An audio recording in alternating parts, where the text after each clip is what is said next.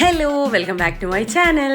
അപ്പോൾ നമ്മളിന്ന് രാത്രി ഒരു ഫുഡ് ഉണ്ടാക്കാനുള്ള പ്ലാനാണ് കേട്ടോ. ഹെവി ആയിട്ടുള്ള ഫുഡൊന്നുമല്ല, ജസ്റ്റ് എന്തെങ്കിലും ഒരു പിട്ടോ കറിയോ അങ്ങനെയൊക്കെ എന്തെങ്കിലും. അപ്പോൾ എപ്പോഴും പിട്ട് തന്നെയാണല്ലോ എന്ന് ചോദിക്കുന്നവരോട് അതുകൊണ്ടല്ല, ചൂടോടെ പിട്ട് രാത്രി നല്ല ടേസ്റ്റാണ്, അതുകൊണ്ട് മാത്രമാണ് കേട്ടോ. അപ്പോൾ അതിന് കോമ്പിനേഷനായിട്ട് എന്തെടുക്കും ഇങ്ങനെ ആലോചിച്ച് നിൽക്കുക. പൊതുവേ വലിയ പെരുന്നാൾ കഴിഞ്ഞാൽ പിന്നെ എല്ലാവരും ഫ്രിഡ്ജും ഇങ്ങനെ ആയിരിക്കും, ഒരു കൺഫ്യൂഷനാണ് എന്തെടുക്കണം. അങ്ങനെ നമ്മൾ കുറച്ച് ബീഫ് എടുത്തിട്ടുണ്ടായിരുന്നു. പിന്നെ വിചാരിച്ചു ബീഫ് വേണ്ട, നമുക്ക് എക്സ്ട്രാ ആയിട്ട് കുറച്ച് ലിവർ ഉണ്ടായിരുന്നു, അതെടുത്ത് എന്തെങ്കിലും ഫ്രൈ ആക്കിയാലോ. ഇനി അതിലാണ് പരീക്ഷണം മൊത്തം കേട്ടോ. എന്തായിട്ടാണ് ഉണ്ടാക്കേണ്ടതെന്ന് അന്നേരം എന്താണോ മൈൻഡിൽ വരുന്നത് അതാണ് ചെയ്യാൻ പോകുന്നത്. അപ്പം അങ്ങനെ നമ്മളിത് എടുത്ത് പുറത്ത് വെച്ചിട്ടുണ്ട്. അപ്പോഴേക്കാണ് വല്യമ്മച്ചി കഞ്ഞി കുടിക്കാൻ വേണ്ടിയിട്ട് കഞ്ഞിവെള്ളം എടുക്കാൻ വേണ്ടി വന്നത്. അപ്പോൾ അതൊക്കെ എടുത്ത് കഞ്ഞി കുടിക്കാൻ വേണ്ടി അവരങ്ങോട്ടൊരു ഭാഗത്ത് പോയി. ഇന്ന് ഉമ്മച്ചും വല്യമ്മച്ചും അവിടെ ഇരിക്കട്ടെ, ഞാനും ഹസ്ബൻഡും ആണ് കേട്ടോ ഒന്ന് കിച്ചണിൽ. പൊതുവെ നിഷാക്ക വന്നു കഴിഞ്ഞാൽ പിന്നെ ഹെൽപ്പ് ചെയ്യാനൊക്കെ വില ഉണ്ടാവില്ല. അങ്ങനെ മിഷുപ്പിക്ക് ഇത് ഭയങ്കര ടെൻഷൻ. മിഷുപ്പി ഈ ലിവർ അങ്ങനെ കഴിക്കാറില്ല.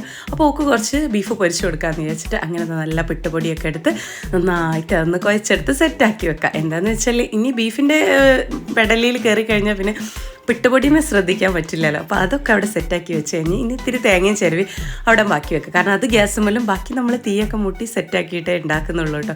അങ്ങനെ ഞാൻ വേഗം തേങ്ങയൊക്കെ ചിരവി സെറ്റാക്കി വെച്ചിട്ടുണ്ട്. ഹൈസാപ്പൂ വല്യമ്മച്ചിൻ്റെ പിന്നാലെ തന്നെ ഇങ്ങനെ നടക്കുന്നുണ്ടായിരുന്നേ. അല്ലെങ്കിൽ കിച്ചണിലാണ് ഉണ്ടാവുക, അല്ലെങ്കിൽ വല്യമ്മച്ചിൻ്റെ അടുത്ത്. അപ്പോൾ അതിന് വേണ്ടിയിട്ട് കുറച്ച് എന്താ പറയുക, വെളുത്തുള്ളിയും ചെറിയ ഉള്ളിയും ഒക്കെ റെഡിയാക്കി വെച്ചാൽ പിന്നെ ഉണ്ടാക്കുന്ന ഷെഫിന്, അതായത് മിസ്റ്റർ നിഷാദിന് അതങ്ങ് എളുപ്പമാവല്ലോ എന്ന് വിചാരിച്ചിട്ട് ഞാൻ അങ്ങനത്തെ കാര്യങ്ങളൊക്കെ ചെയ്ത് വെച്ചിട്ടുണ്ടായിരുന്നു. പിന്നെ അതിലേക്ക് എന്താണെന്ന് എനിക്കറിയില്ല, ഞാനിങ്ങനെ ലിവർ അങ്ങനെ ഉണ്ടാക്കാറില്ല. വേഗം വല്ല ചിക്കനോ ബീഫോ എന്തെങ്കിലുമൊക്കെ ആക്കി എടുക്കാമെന്നല്ലാതെ ഇതാക്കാൻ പറ്റില്ല. അങ്ങനെ ബീഫൊക്കെ കുറച്ച് പൊരിക്കാൻ വേണ്ടിയിട്ട് അപ്പോഴാണൊന്ന് മിഷുപ്പിൻ്റെ മുഖം തെളിഞ്ഞത് കേട്ടോ. എന്തെങ്കിലും ആർക്കും വേണ്ടേ കഴിക്കാമെന്ന് വിചാരിച്ചിട്ട് അങ്ങനെ അതിലേക്ക് കുറച്ച് കുരുമുളക് പൊടിയും മുളക് പൊടിയും എല്ലാ ഐറ്റംസും ഒക്കെ ഇട്ട് ഇത്തിരി വിനാഗിരിയൊക്കെ വെച്ച് സെറ്റാക്കി എടുത്ത് വെക്കാം. കുറച്ച് കഴിഞ്ഞ് ശേഷം മാത്രമേ നമ്മളത് പൊരിക്കുന്നുള്ളൂ കേട്ടോ. അങ്ങനെ ഇതൊക്കെ നിഷാക്കാൻ്റെ മസാല ഓരോരോ പ്രാവശ്യം വന്നാലും ഓരോരോ ട്രൈ ചെയ്യലാണ്. അപ്പോൾ പിന്നെ അടുത്ത എന്താണ് സ്റ്റെപ്പ് എന്ന് വെച്ചാൽ ഇനി നമുക്കിതാ നല്ല ചീനിച്ചട്ടിയൊക്കെ വെച്ചിട്ട് അതിലേക്ക് ലിവർ റെഡിയാക്കി എടുക്കുക. അതിന് വേണ്ടിയിട്ട് കുറച്ച് ഉള്ളിയും ഓവറായിട്ട് അതൊന്നും എടുത്തിട്ടുണ്ടായില്ല. നമ്മൾ വലിയ ഫ്രൈ പോലെ ഒന്നും ആക്കണ്ട, ജസ്റ്റ് ഡ്രൈ ഫ്രൈ പോലെ. അങ്ങ് മാമൻ ഇങ്ങനത്തെ ഐറ്റംസൊക്കെ ഉണ്ടാക്കാറുണ്ട് കേട്ടോ. മാമൻ്റെ ഒരു സ്റ്റൈലാണ് ഉണ്ടാക്കാറ്. നല്ല എരിവൊക്കെ വേണം. അപ്പോൾ നമ്മൾ അത്ര ആ ഒരു എരിവ് കിട്ടില്ല. ഇവിടുന്ന് പൊതുവേ കഴിച്ചാൽ മാമൻ അങ്ങനെ വലിയ ഇഷ്ടപ്പെടാറില്ല, കാരണം അത്ര എരിവ് നമ്മൾ ഇടാറില്ല. വാപ്പച്ചുണ്ടായ സമയത്തും നമ്മൾ ഇങ്ങനെ തന്നെ കേട്ടോ. പിന്നെ മാമൻ വെക്കണമെങ്കിൽ നല്ല എരിവും നല്ല ടേസ്റ്റും. ഇടയ്ക്കിടയ്ക്ക് ആ കിച്ചണിൽ കയറാം, അതൊരു കയറ്റം തന്നെ ആയിരിക്കും. അങ്ങനെ നമ്മൾ ചീനച്ചട്ടിയൊക്കെ വെച്ച് ഇനി ബീഫൊക്കെ നന്നായിട്ട് പൊരിച്ചെടുക്കാമെന്നുള്ള രീതിക്ക് ഇങ്ങനെ വെച്ചിട്ടുണ്ടായിരുന്നു. പിന്നെ ലിവറിൻ്റെ പരിപാടി മുഴുവൻ നിശാക്കാണ് പൊരിക്കാൻ. പിന്നെ വലിയ പണിയില്ലല്ലോ, അത് ഞാൻ അങ്ങ് എടുത്തോളാന്ന് വിചാരിച്ചിട്ടുണ്ടായിരുന്നേ. അങ്ങനെ അതും ഒക്കെ റെഡിയായി വരുന്നുണ്ടായിരുന്നു. അപ്പോഴേക്കും പിന്നെ പുറത്ത് ഹൈസാപ്പും വല്യമ്മച്ചും ഉമ്മച്ചും ഒക്കെ ഒരു ബഹളം തന്നെ നടക്കുന്നുണ്ട്. ഉമ്മച്ചിന് ഞാൻ പറഞ്ഞത് അന്ന് കിച്ചണിലേക്ക് എൻട്രി ഇല്ല എന്ന് കേട്ടോ. ഉമ്മച്ചിക്കും കുറച്ച് സുഖമില്ല. അപ്പോൾ ഞാൻ പറഞ്ഞു നിങ്ങൾക്ക് റെസ്റ്റ് എന്നും പറഞ്ഞിട്ടുണ്ടായിരുന്നു. അങ്ങനെ നിഷാക്കാൻ്റെ സ്പെഷ്യലായിട്ടുള്ള ഐറ്റമാണ് ഇവിടെ റെഡി ആയിക്കൊണ്ടിരിക്കുന്നത്.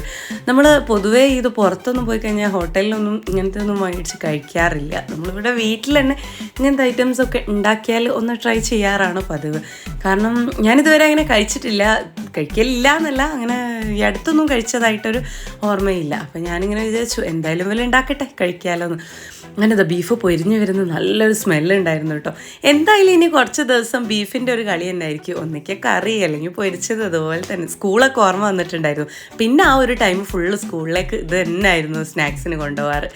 അങ്ങനെ നമുക്ക് പിട്ടും നല്ല ലിവർ ഫ്രൈയും പിന്നെ രാവിലത്തെ മീൻകറിയും കുറച്ചുണ്ടായിരുന്നു കേട്ടോ, നല്ല ബീഫ് പൊരിച്ചതും. അപ്പോൾ ഇന്നത്തെ അതായത് ഡിന്നർ ഇതാണ് കേട്ടോ. നമ്മൾ സിമ്പിളായിട്ടാണെങ്കിലും നല്ല ടേസ്റ്റായിട്ട് എല്ലാവരും കൂടി ഒന്നിച്ച് കഴിക്കുമ്പോഴുള്ള ആ ഒരു ഫീൽ ഉണ്ടല്ലോ, അതാണ് ഇപ്പോൾ ഇവിടെ ഫീൽ ചെയ്തത് കേട്ടോ. അങ്ങനെ ഉമ്മച്ചിക്കും വലിയമ്മച്ചിക്കും ഒക്കെ എടുത്ത് കൊടുത്തതിന് ശേഷം അതിൽ കുറച്ച് പത്തിരിയും ബാക്കിയുണ്ടായിരുന്നു. അപ്പോൾ അതും പിന്നെ ചോറും അങ്ങനെ എല്ലാ ഐറ്റംസും ഒന്നുണ്ട്. ഇപ്പോൾ ചോറുണ്ട്, പിട്ടുണ്ട്, പത്തിരിയുണ്ട്. അപ്പോൾ നമുക്ക് വേണ്ടത് കഴിച്ചാൽ മതി എന്നുള്ള രീതിക്കാണ് കേട്ടോ. അങ്ങനെ നമ്മുടെ കുട്ടീസിനും കൊടുത്ത് മിഷുപ്പിയും എല്ലാവരും ഹാപ്പി ആയിട്ട് കഴിച്ച്. ഇനി പിന്നെ ഒരു വീഡിയോയിൽ കാണാം.